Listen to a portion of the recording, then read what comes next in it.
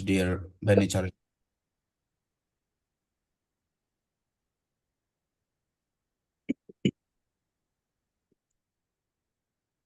परमेश्वर के महान नाम की स्तुति और महिमा हो।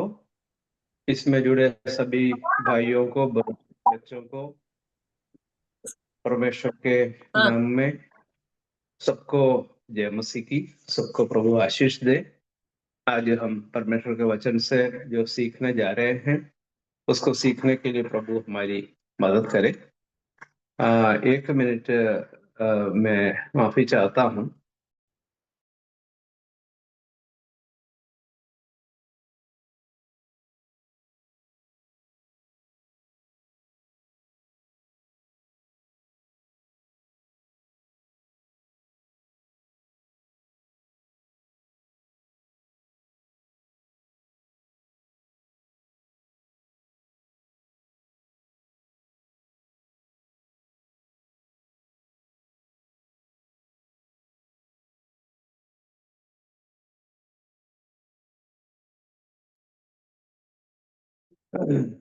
माफी चाहता हूँ। अभी हम पिछले सप्ताहों में हम जो सीखते आ रहे थे उन बातों को हम विस्तार रूप से नहीं बताएंगे, लेकिन उसको हम एक बार और विचार करते हुए आगे बढ़ेंगे तो अच्छा रहेगा। तो पिता परमेश्वर के कार्यों के बारे में हम विचार कर रहे थे। सबसे पहली बात रोमियो की पत्री से हमने सीखा था। रोमियो की पत्री 8वें अध्याय का 29 और 30 दोनों पदों में ये सीखा था। पिता परमेश्वर ने हमें पहले से जान लिया, पहली बात। दूसरी बात, पहले से ठहराया। और तीसरी बात, हमें बुलाया। और चौथी बात, हमें धर्मी ठहराया। और पांचवी बात है कि महिमा दी है। और छठी बात है चुन लिया। और उसको हम सीख रहे थे। तो हमें चुन लिया, उसके ऊपर हम विचार करते आ रहे थे। समय जब खत्म हो गया तो हमने वहीं उसको छोड़ दिया था। तो चुन लिया, उसके बारे में हम क्या सीखते हैं कि उस पद को हम एक और बार पढ़ेंगे तो थोड़ा सा ठीक रहेगा। उसके लिए आपको पढ़ना है पहला कुरिन्थियों अध्याय 1 27 से 29 तक हम पढ़ के सुनेंगे। पहला कुरिन्थियों अध्याय परंतु 1 27 से 29 तक। परंतु परंतु परमेश्वर ने जगत के मूर्खों को चुन लिया है कि ज्ञान वालों को लज्जित करे, और परमेश्वर ने जगत के निर्बलों को चुन लिया है कि बलवानों को लज्जित करे। और परमेश्वर ने जगत के नीचों और तुच्छों को, वरन जो है भी नहीं, उनको भी चुन लिया है कि उन्हें जो है व्यर्थ ठहराए, ताकि कोई प्राणी परमेश्वर के सामने घमंड न करने पाए। ओके, धन्यवाद। प्रार्थना करेंगे। प्रेमी पिता, आपके महान धन्य पवित्र वचन के लिए धन्यवाद। उसे समझने के लिए हमें आपके अनुग्रह और पवित्र आत्मा की सहायता की आवश्यकता है प्रभु। हम निर्बल प्राणी हैं, हमें समझने के लिए आपकी सहायता बहुत बहुत जरूरी है। हम आपकी ओर ताकते हैं, सहायता मांगते हैं। इसमें जुड़े सभी भाइयों को, बहनों को, बच्चों को आशीष दे। प्रार्थना उद्धार करते यीशु मसीह के नाम में मांगते हैं, आमीन। यहाँ हमने 5 बातों के ऊपर विचार कर रहे थे। किसने चुन लिया? परमेश्वर ने, पिता परमेश्वर ने चुन लिया। किसको चुन लिया?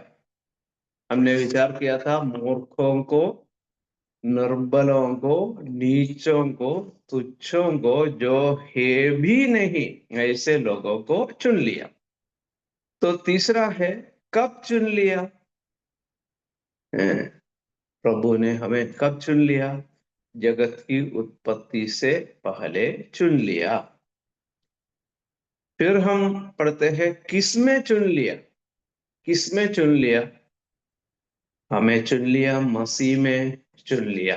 तो हम एक पद और पढ़ेंगे, इफिसियों की पत्री, इफिसियों की पत्री 1:4 पढ़ेंगे। जैसा इफिसियों की पत्री, हाँ, जैसा उसने हमें जगत की उत्पत्ति से पहले चुन लिया है कि हम उसके निकट प्रेम में पवित्र और निर्दोष हों। अच्छा, धन्यवाद। वहां हम पढ़ते हैं कि प्रभु ने हमें कब चुन लिया, जगत की उत्पत्ति से पहले। और किसमें चुन लिया? मसीह में चुन लिया, मसीह में चुन लिया, है ना। मसीह एक सही माध्यम है, क्योंकि प्रभु यीशु मसीह ने कहा, मार्ग, सत्य और जीवन मैं ही हूं, बिना मेरे द्वारा कोई पिता के पास या परमेश्वर के पास नहीं पहुंच सकता। ठीक है, प्रभु यीशु मसीह सही माध्यम है। पतरस ने उसके बारे में कहा, और किसी दूसरे के द्वारा उद्धार नहीं, और किसी दूसरे के द्वारा उद्धार नहीं, क्योंकि आकाश के नीचे मनुष्यों में और कोई नाम नहीं दिया गया जिससे कि हम उद्धार पा सके। तो उद्धार पाने के लिए, परमेश्वर तक पहुंचने के लिए यीशु मसीह एकमात्र माध्यम है। दो पद हम पढ़ के सुनेंगे कि यीशु मसीह का महत्व के बारे में उन दोनों पदों के द्वारा आपको समझ में आएगा। सबसे पहले आप पढ़ेंगे प्रेरितों के काम 4:12। फिर और कोई पढ़ेगा पहला तीमुथियुस अध्याय 2:5 और 6। और प्रेरितों किसी के 4:12, पढ़िए। और किसी दूसरे के द्वारा उद्धार नहीं, क्योंकि स्वर्ग के नीचे मनुष्य में और कोई दूसरा नाम नहीं दिया गया जिसके द्वारा हम उद्धार पा सकें।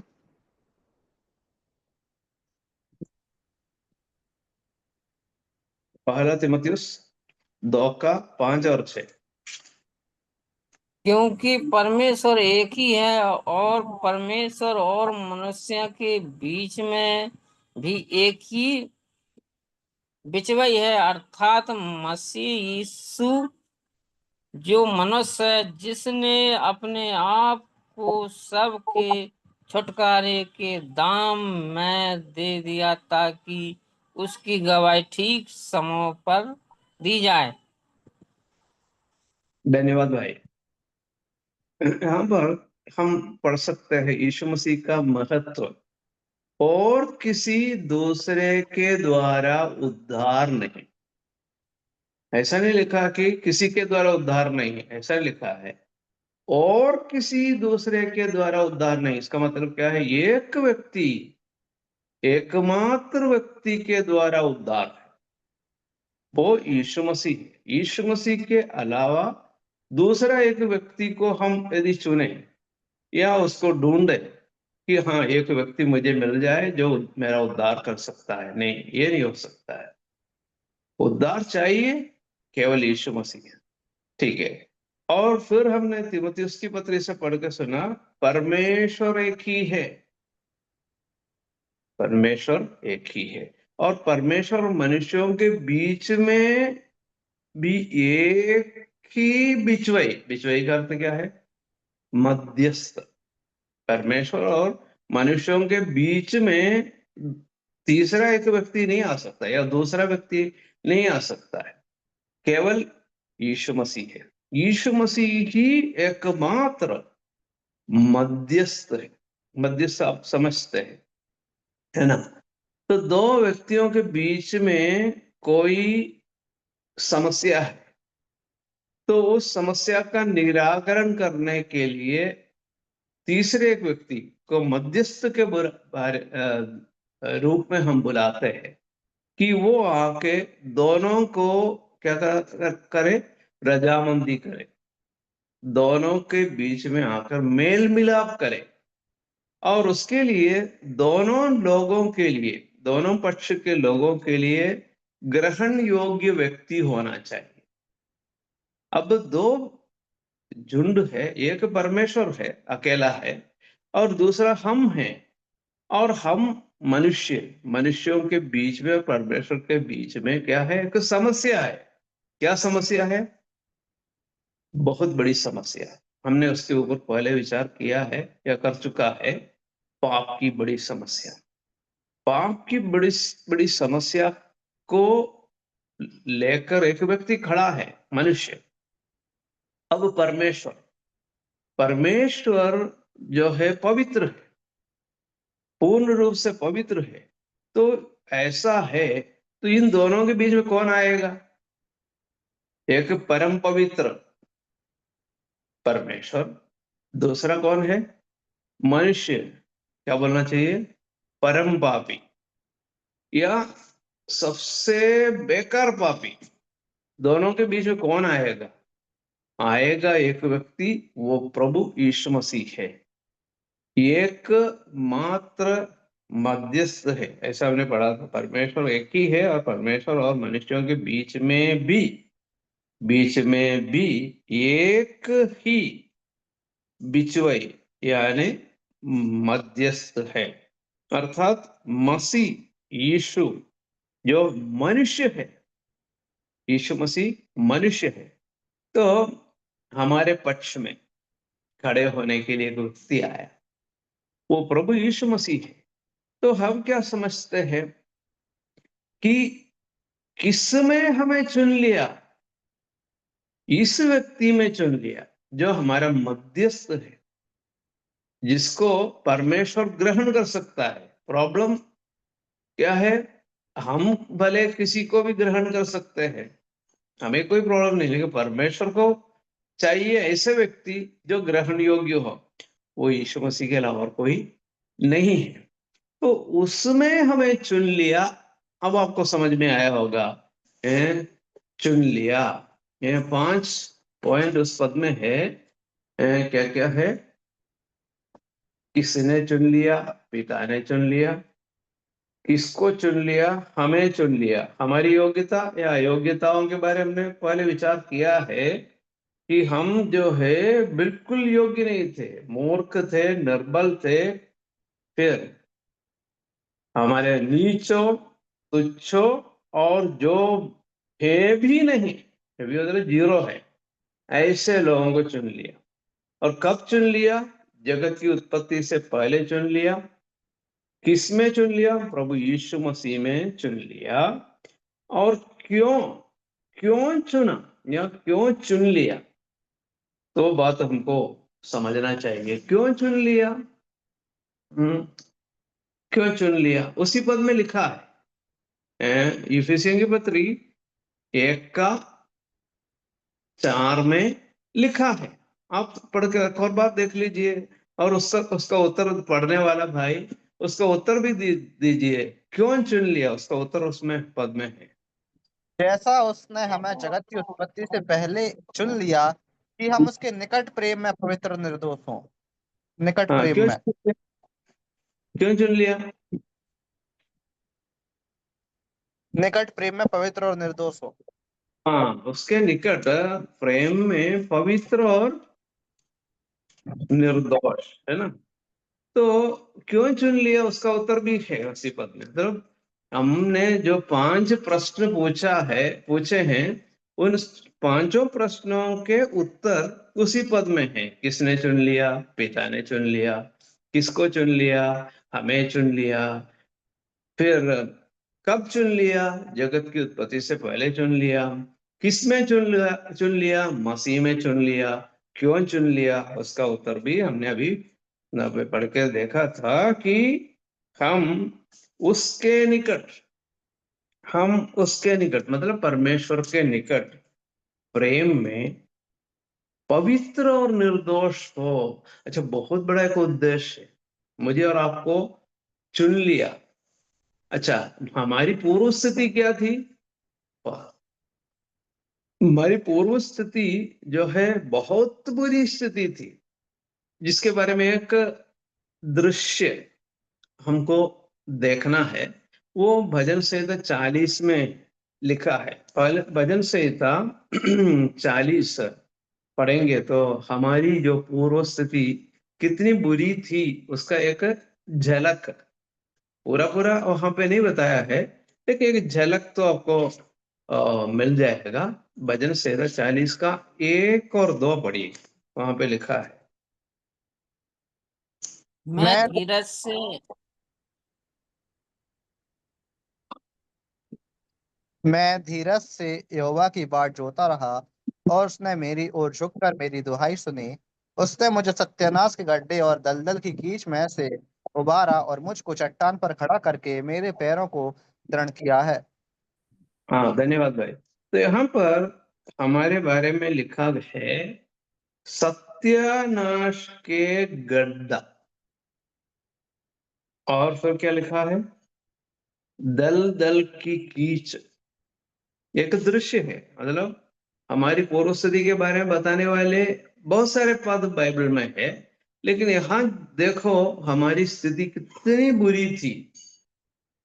देखो, सत्यानाश के गड्ढे हम नए नियम में आकर देखते हैं, और पुराने नियम में भी है कि नरक के बारे में बताया अथाह कुंड, कोई थाह नहीं है, अथाह कुंड है, मतलब इतना गहरा कुंड है, वहां से बचाने वाला कोई नहीं है।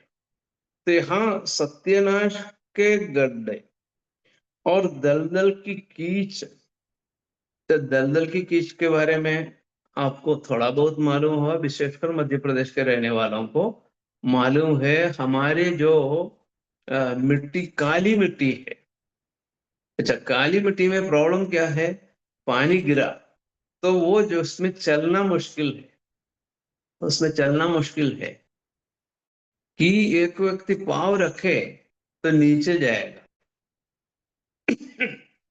दूसरा पाँव रखे तो जो पहला पाँव रखा है वो और नीचे जाएगा, और तीसरा पाँव रखेंगे तो वो दूसरा पाँव नीचे जाएगा, मतलब चलना मुश्किल है, आपको मालूम। और दलदल के कीच मतलब जो पूरा पूरा कीचड़ है, और कीचड़ की स्थिति में एक व्यक्ति धंसता जाएगा, जितना कोशिश करता उतना वो नीचा चल, तो ऐसी स्थिति। लेकिन प्रभु ने वो लिखा है, क्या किया, कीच में से बाहर क्या किया, मुझको चट्टान पर खड़ा करके मेरे पैरों को दृढ़ किया।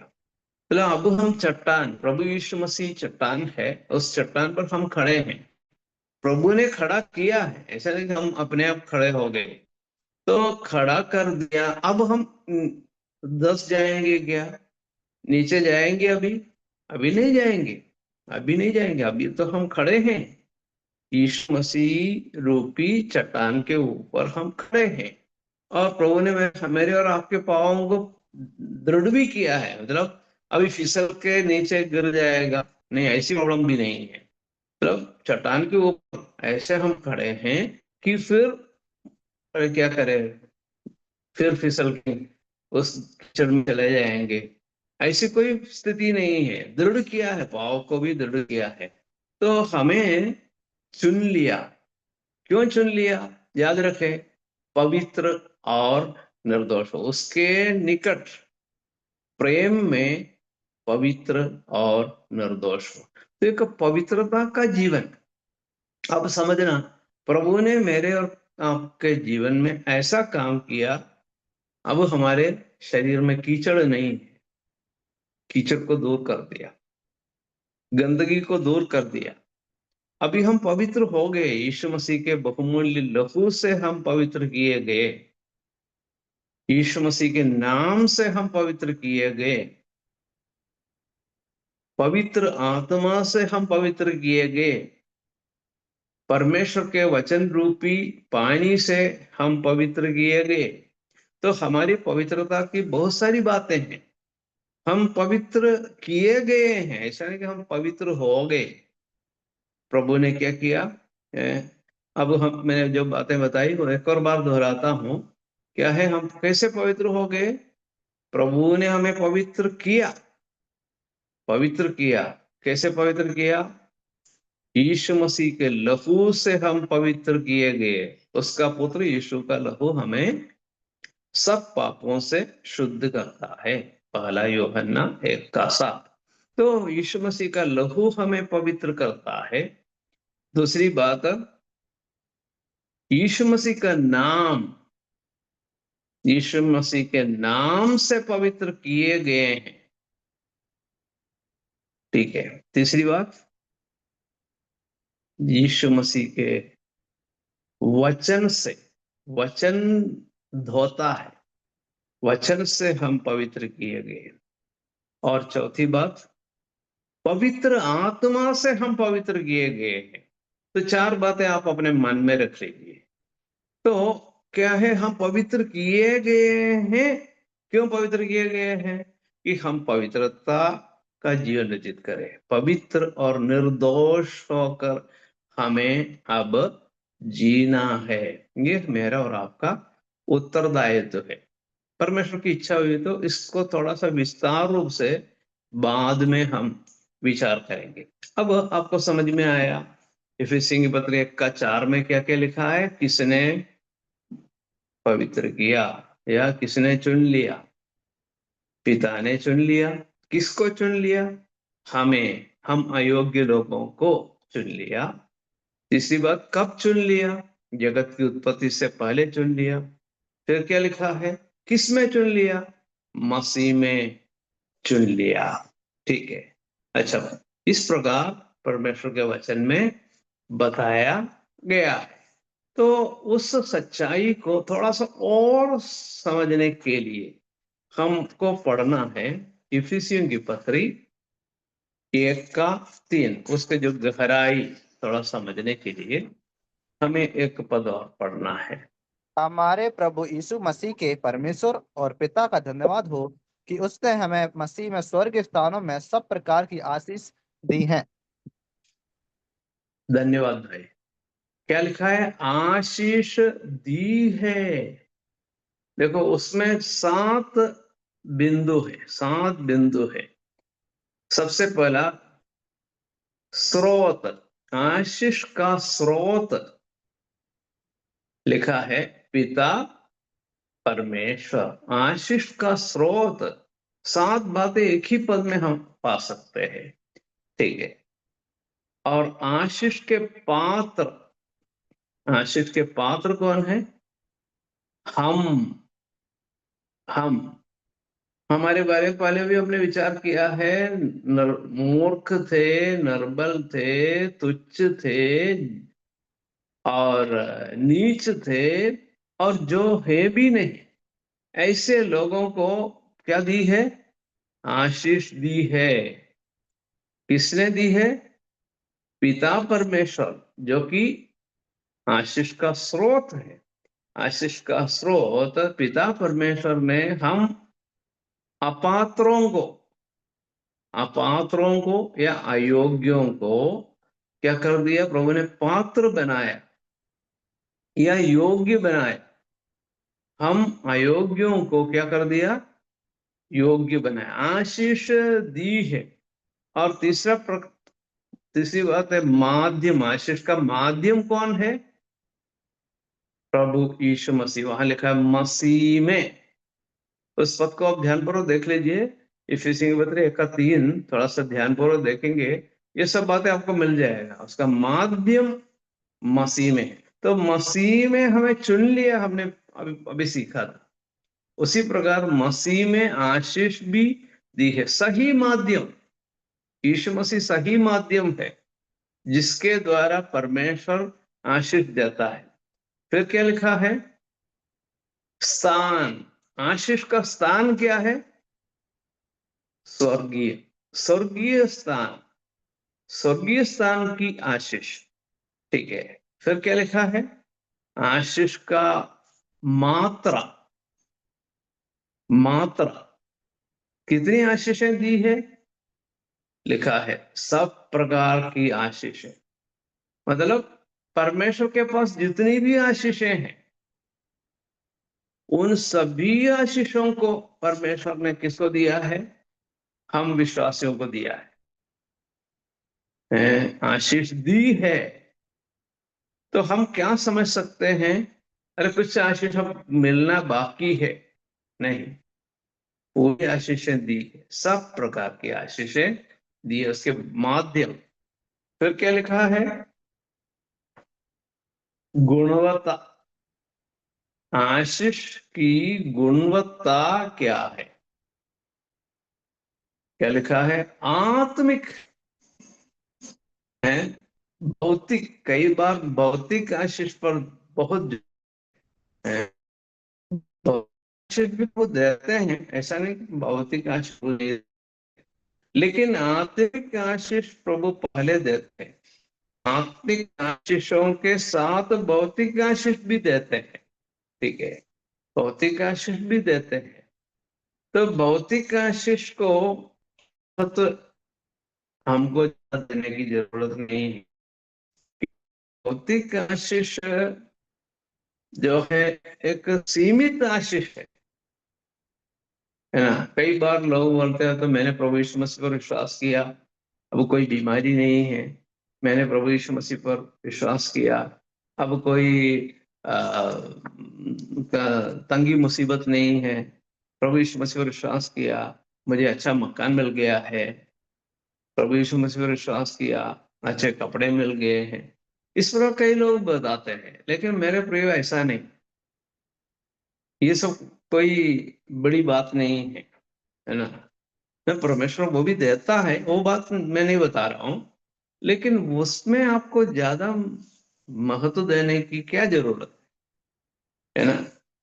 प्रभु जो है, प्रभु ने कहा है पहले परमेश्वर का राज्य और उसकी धार्मिकता के खोज में लगे रहो, तो ये सब वस्तुएं तुम्हें मिल जाएंगी, ऐसा प्रभु को वचन में लिखा है।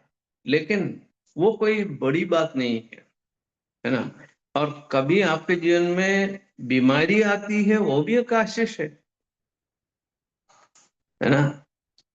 हमेशा आप भले चंगे रहें, हाँ वो तो प्रभु ने मुझे बहुत आशीष दी है। सही बात है, प्रभु शारीरिक रूप से भी भले चंगे रखते हैं, वो बात नहीं बता रहा हूं। लेकिन कभी आप बीमारी की भी अनुमति प्रभु देते हैं, ये भी प्रभु की एक आशीष है। कुछ समस्याएं हमारे जीवन में होती है, उसके द्वारा भी प्रभु की महिमा होती है, आशीष होती है, कि उसके जरिए आपको प्रभु को और जानने का मौका मिलेगा, है ना।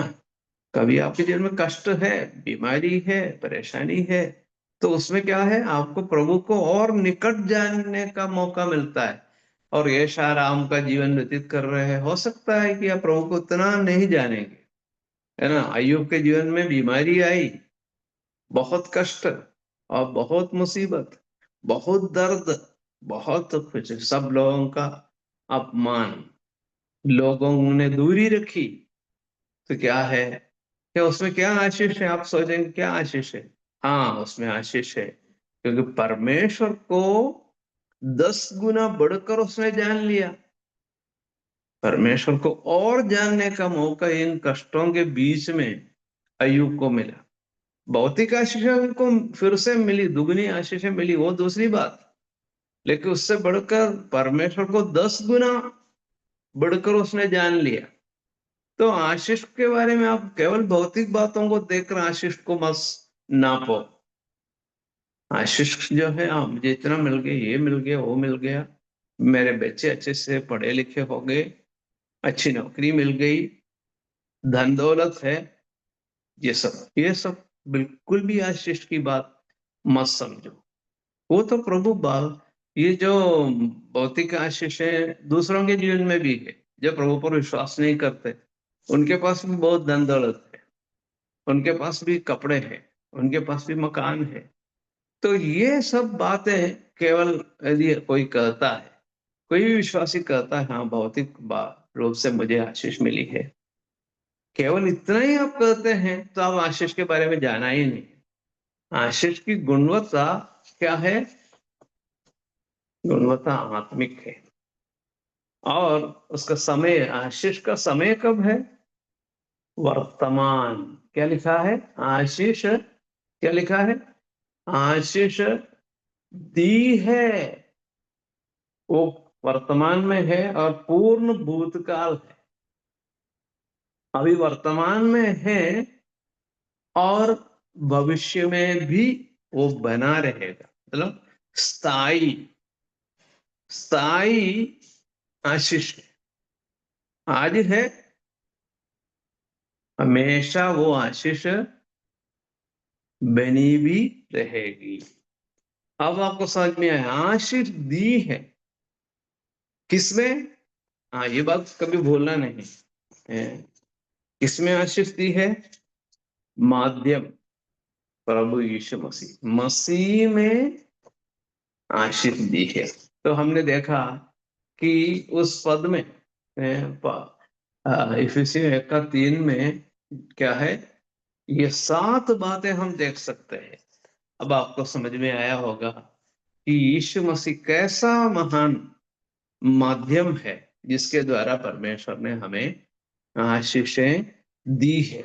अच्छा, आशीष हमें क्यों दी है उसके बारे में हमने विचार किया था, क्यों दी है?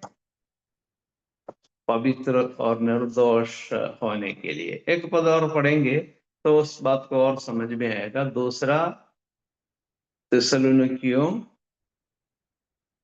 1:4, सॉरी 2:13, 2:13, दूसरा थिस्सलुनीकियों 2:13। हे भाइयों और प्रभु के प्रिय लोगों, चाहिए कि हम तुम्हारे विषय में सदा परमेश्वर का धन्यवाद करते रहें कि परमेश्वर ने आदि से तुम्हें चुन लिया कि आत्मा के द्वारा पवित्र बनकर और सत्य की प्रतीति के करके उद्धार पाओ। अच्छा, तो वहां पर लिखा है पवित्र होना।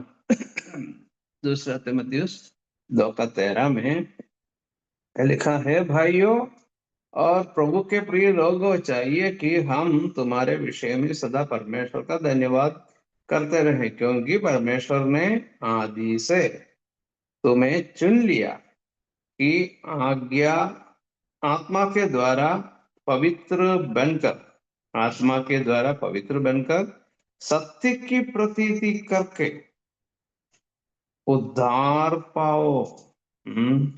पवित्र बनकर उद्धार पाओ। ठीक है, तो पवित्र होना और उद्धार पाना, उसके बारे में भी थोड़ा सा विस्तार से बाद में हम विचार करेंगे। तो इतना आप याद रखना, पवित्र होने के लिए और उद्धार पाने के लिए चुन लिया है। ठीक, तो उसमें उस सच्चाई को हम और जाएंगे। पहला पतरस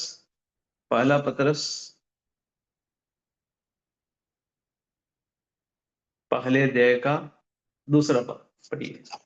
और परमेश्वर पिता के भविष्य ज्ञान के अनुसार आत्मा के पवित्र करने के द्वारा आज्ञा मानने और यीशु मसीह के लहू के छिड़कने जाने के लिए चुने गए हैं, तुम्हें अत्यंत अनुग्रह और शांति मिलती रहे। अच्छा, तो वहां एक परमेश्वर के बारे में जिक्र किया गया है। एक परमेश्वर क्या क्या है? उस पद को ध्यानपूर्वक आप देख लीजिए कि उस पद में क्या क्या बताया गया है।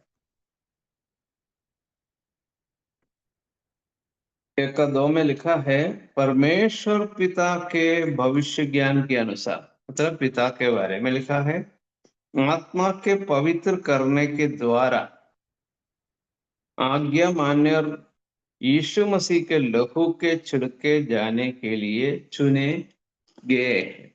तो यहाँ पर देखते हैं कि आकस्मिक बात नहीं है। हमारे बारे में परमेश्वर की योजना आकस्मिक नहीं है।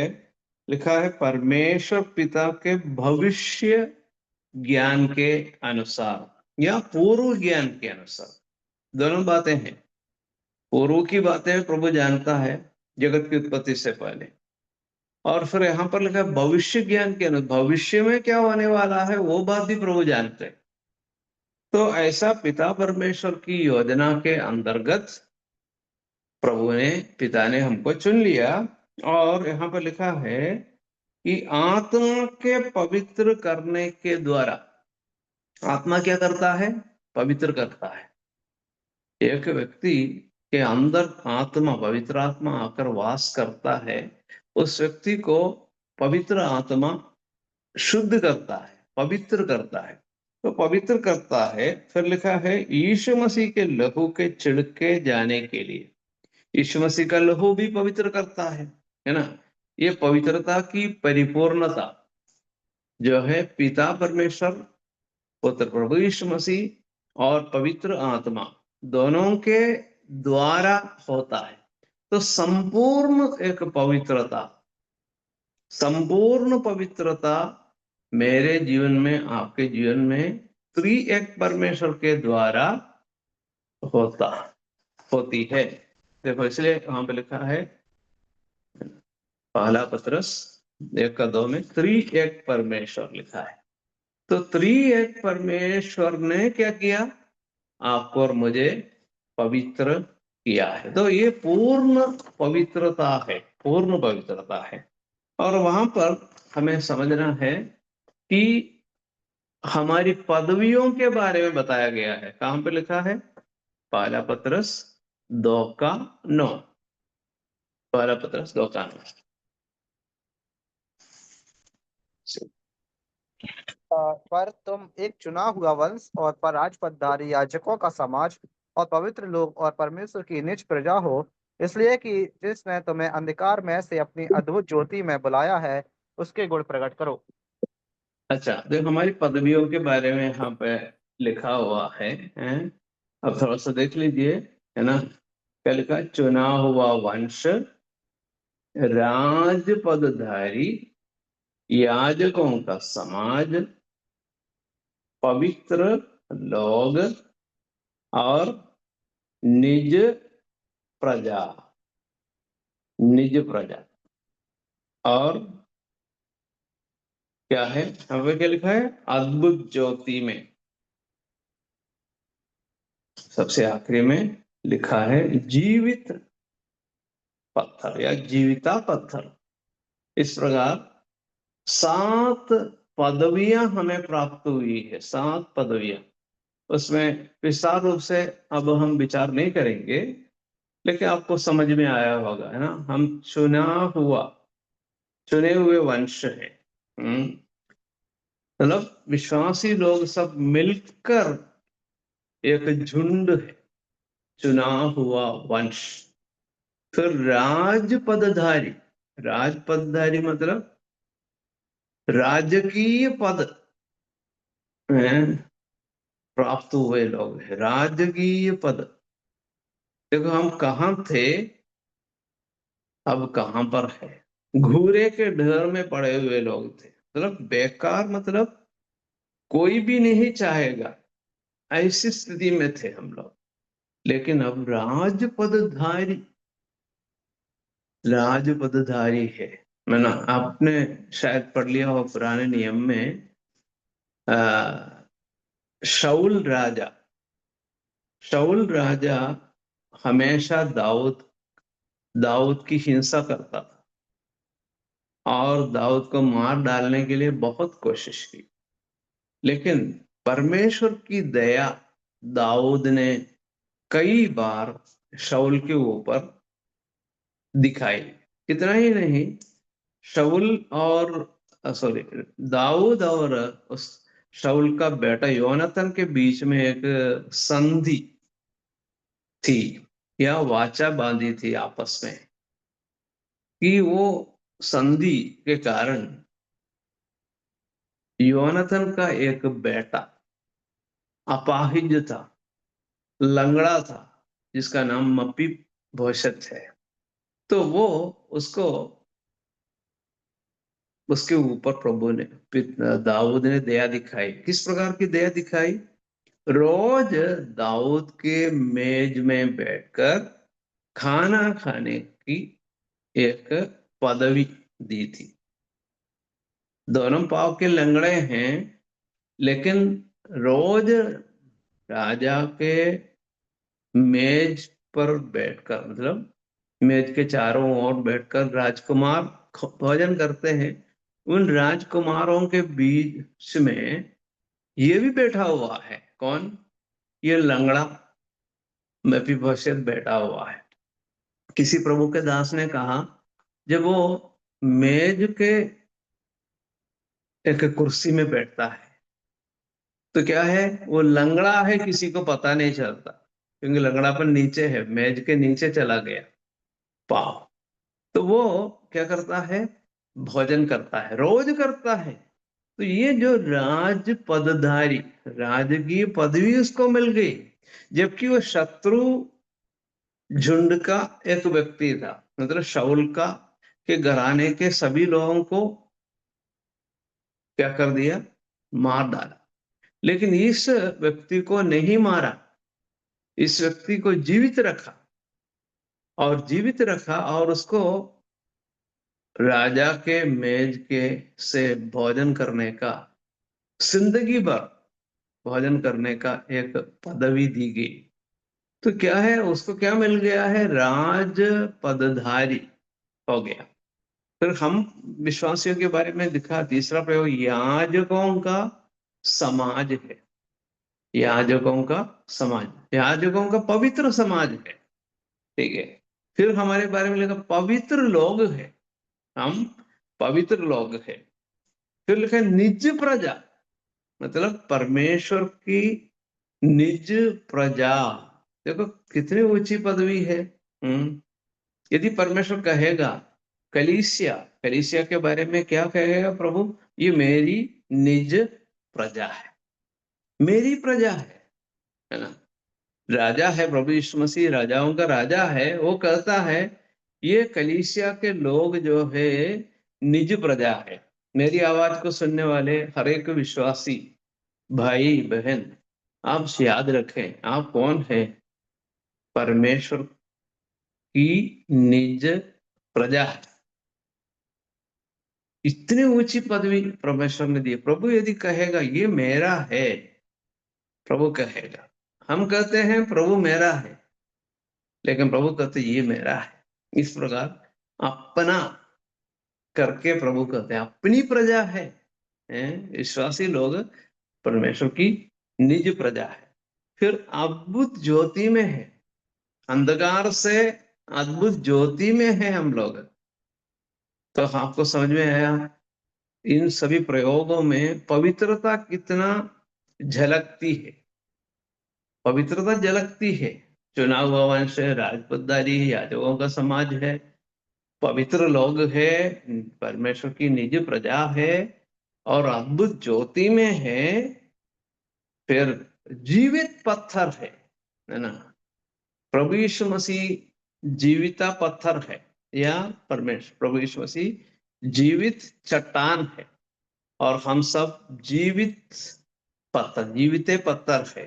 प्रभु ने हमको जीवित किया, लिविंग स्टोन इंग्लिश में है, कि जीवित पत्थर है हम लोग। तो ये जो पदवी प्रभु ने हमें दी है, याद रखना है, ये जो 7 बातें उस पद में भी हमको मिलता है। तो हमारी पदवी छोटी पदवी नहीं है, बहुत बड़ी पदवी है। और ऐसी पदवी है तो हम याद रखें, उसका कारण आप नहीं है, कारण प्रभु यीशु मसीह है, यीशु मसीह है। ठीक है।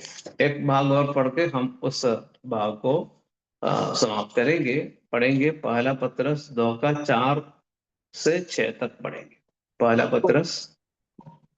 उसके पास आकर जिसे मनुष्य ने तो निकम्मा ठहराया, परंतु परमेश्वर के निकट चुना गया हुआ और बहुमूल्य जीवता पत्थर है, तुम भी आप जीवते पत्थरों के नई आत्मिक घर बनाते जाते हो, जिससे याजकों का पवित्र समाज बनकर ऐसे आत्मिक बलिदान चढ़ाओ जो यीशु मसीह के द्वारा परमेश्वर को ग्राहा हो। इस कारण पवित्र शास्त्र में भी आया है कि देखो, मैं शियोन में कोने के सिरे का चुना हुआ बहुमूल्य पत्थर धरता हूँ, और जो कोई उस पर विश्वास करेगा वह किसी रीति से लज्जित नहीं होगा। हाँ ठीक है, धन्यवाद भाई। तो हम वो क्या पढ़ते हैं, उसके पास आकर, ये पदवी हमको मिल गई है, उसका कारण क्या है ना। उसका कारण बताया गया है, क्या है, उसके पास आकर, इन पदवियों का कारण क्या है? उसके पास आया। लिखा है कि बहुमूल्य जीवित पत्थर के पास आए, और लिखा है वचन को माना। प्रभु के पास आकर हमको ये पदवी मिल गई है। हमने अपने आप इस पदवी को पाया ऐसा नहीं, प्रभु ने हमको पदवी दी है। कारण क्या है? यीशु मसीह के पास आया, यीशु मसीह के साथ एक संबंध जुड़ जाने के कारण हमको ये पदवी मिल गई है, और उसके पात्र हम बन गए हैं। इसलिए क्या करना चाहिए? स्तुति रूपी बलिदान चढ़ाना चाहिए, है ना? है। तो हम क्या करेंगे? उसको बलिदान, आत्मिक बलिदान चढ़ाना। हर संडे को हम क्यों एकत्रित होते हैं? यीशु मसीह के द्वारा पिता परमेश्वर को धन्यवाद देने, प्रभु यीशु मसीह के द्वारा पिता परमेश्वर की स्तुति करने आते हैं। आना चाहिए। हर हफ्ते हमें आकर धन्यवाद प्रभु, ये बहुत बड़ा काम आपने मेरे जीवन में किया, इतनी आशीषें मुझे दी है, तो मैं आपका धन्यवाद करता हूं। बस एक बार धन्यवाद करने हम आए हैं। प्रभु की स्तुति, प्रभु की महिमा को समझते हुए स्तुति करने हम आते हैं। प्रभु हमारी मदद करे। अब हम अभी तक पिता परमेश्वर ने हमारे उद्धार के लिए क्या क्या किया है वो हम विचार कर रहे थे। अभी हम क्या विचार करने जा रहे हैं? प्रभु यीशु मसीह ने हमारे उद्धार के लिए क्या किया है, उसके बारे में हम विचार करने जा रहे हैं, है ना? प्रभु यीशु मसीह, है ना? अगला एक बड़ा हेडिंग है कि प्रभु यीशु मसीह के बारे में, प्रभु यीशु मसीह के बारे में। तो उसमें जाने के पहले आपके सामने एक दो प्रश्न मैं करना चाहता हूं। प्रभु यीशु मसीह के बारे में 4 विकल्प यहां पर दिए गए हैं। सब लोग ध्यानपूर्वक इसमें देख लीजिए, और आपको बताना है इनमें सबसे सही। अपने माइक को अनम्यूट करके उसका उत्तर दे सकते हैं। ठीक है। तो यीशु मसीह, पहला विकल्प है वो मनुष्य है। दूसरा विकल्प है वो परमेश्वर है। तीसरा विकल्प है वो आधा मनुष्य और आधा परमेश्वर है। चौथा है क्या है? पूर्ण रूप से मनुष्य व से परमेश्वर है। इन चार विकल्पों में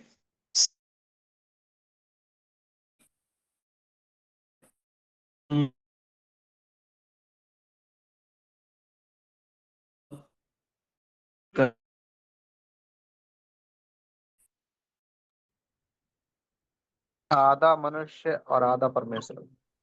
आधा मनुष्य और आधा परमेश्वर है। धन्यवाद भाई। अच्छा, और कोई बताना चाहता?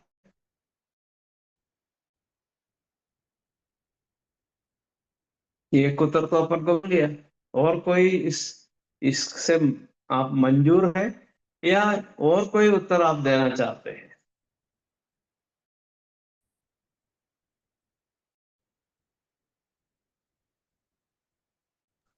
अंकल जी यही सच्चाई है। आधा मनुष्य और आधा परमेश्वर। पूरा ही परमेश्वर है वो, है? पूरा परमेश्वर है। चौथा, चौथा बोल रहे हैं वो आप? 4 है या 2 है?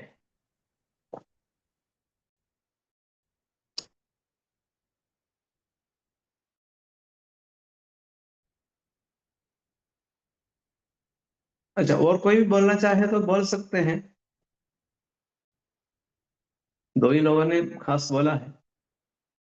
दोनों ही सही बात है सर। आधा वो मनुष्य भी है, क्योंकि प्रतीक आया था मां मरियम के द्वारा, तो वो मनुष्य था, लेकिन जो चमत्कार किए वो प्रभु परमेश्वर है। ठीक है। अच्छा, और कोई अनम्यूट कर सकते हैं? करने की अनुमति है तो अनम्यूट करके और कोई बोलना चाहे तो एक और व्यक्ति को बोलने का अवसर है।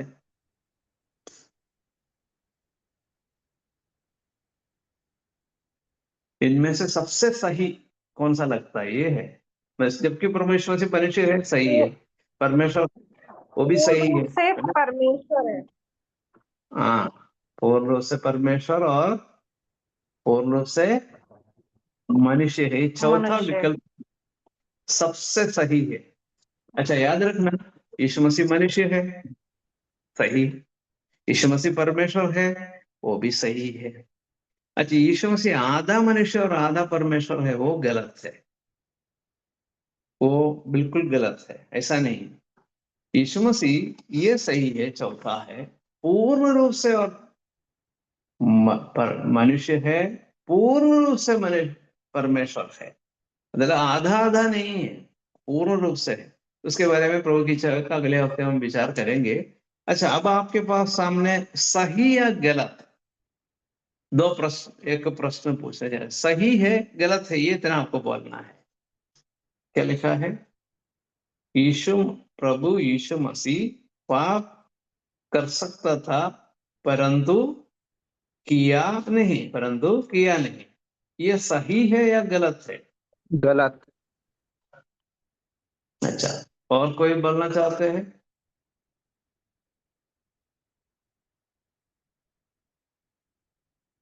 वो पाप नहीं कर सकता। अच्छा, ठीक है, आपने सही उत्तर दिया है ना। सही है, प्रभु यीशु मसीह पाप कर सकता था, परंतु किया। अच्छा, यहाँ पर समझना, यीशु मसीह पाप नहीं कर सकता था, इसलिए ये जो मतलब क्या बोलता है, प्रस्तावना या कथन गलत है। ठीक है, यीशु मसीह पाप नहीं कर सकता। अच्छा, यीशु मसीह परमेश्वर, पूर्ण रूप से परमेश्वर और पूर्ण रूप से मनुष्य है, तो क्या वो पाप कर सकता है? क्या नहीं कर सकता है। किया नहीं, वो बात भी सही है ना, किया नहीं, ये बात बिल्कुल ही है, लेकिन कर नहीं सकता था। यीशु मसीह कर सकता था, यीशु मसीह ने पाप किया भी नहीं। ये जो है मुख्य एक सोच मैंने आपके सम्मुख रखा है। अब हम अपने विषय में पूर्ण रूप से आ रहे हैं। अब देख लीजिए, प्रभु यीशु मसीह के व्यक्तित्व और कार्य। अभी तक हम पिता परमेश्वर के बारे में सुन रहे थे, अब प्रभु यीशु के बारे में सीख जा रहे हैं। क्या है? प्रभु यीशु मसीह के व्यक्तित्व और कार्य। अच्छा, यीशु मसीह के व्यक्तित्व और कार्य के बारे में अच्छे से समझना चाहिए, तब आपको उद्धार के बारे में समझ में आएगा। अभी तक पिता परमेश्वर ने अपनी ऐच्छिक चुनाव के अनुसार कार्य किया, उसमें जो है उसका विरुद्ध हो ही नहीं सकता। सब कुछ पिता परमेश्वर ने किया है। अच्छा, तो यीशु मसीह के बारे में अब हमको समझना है थोड़ा सा, और मानसिक रूप से थोड़ा सा समझने का ज्यादा अनुग्रह मिलता, अवसर मिलता, क्योंकि वो मनुष्य के रूप में आए। अच्छा, यीशु मसीह के बारे में बुनियादी दो बातें क्या लिखा है, पढ़िए, कोई पढ़िए, एक दो दोनों पढ़िए। पूर्ण रूप से परमेश्वर और पूर्ण रूप से मनुष्य है, पाप रहित है। अच्छा, ये बात आपके मन में, दिल के पटल में छप जाए। यीशु मसीह के बारे में कोई आपसे पूछे, यीशु मसीह पर आप क्यों विश्वास करते हैं? बहुत सारे उदाहरण उत्तर आप दे सकते हैं, लेकिन यीशु मसीह पर विश्वास करते हैं क्योंकि पूर्ण रूप से परमेश्वर है और पूर्ण रूप से मनुष्य है। यीशु मसीह परमेश्वर है, इसलिए मैं विश्वास करता हूं। अच्छा, दूसरी बात है वो पाप रहित है। यदि ये दोनों बातें यीशु मसीह में नहीं होती, यीशु मसीह उद्धारकर्ता नहीं बन सकता। मैं तो आपको समझना है, यदि वो पूर्ण रूप से परमेश्वर, पूर्ण रूप से मनुष्य नहीं होता, वो उद्धार का कार्य नहीं कर सकता। दूसरी बात, वो पाप रहित नहीं होता तो उद्धार नहीं कर सकता। ये दोनों बात यीशु मसीह में हम देखते हैं। प्रभु की इच्छा है तो अगले हफ्ते हम उसके बारे में विस्तार रूप से विचार करेंगे कि यीशु मसीह पूर्ण रूप से परमेश्वर है और पूर्ण रूप से मनुष्य है, ये पहले सीखेंगे। फिर यीशु मसीह पाप रहित है, ये भी सीखेंगे। और इसलिए हम अब जो है इसको यहाँ समाप्त करना चाहते हैं। परमेश्वर की इच्छा हुई तो इन बातों के ऊपर आप विचार करते रहिए, यीशु मसीह की महानता के ऊपर।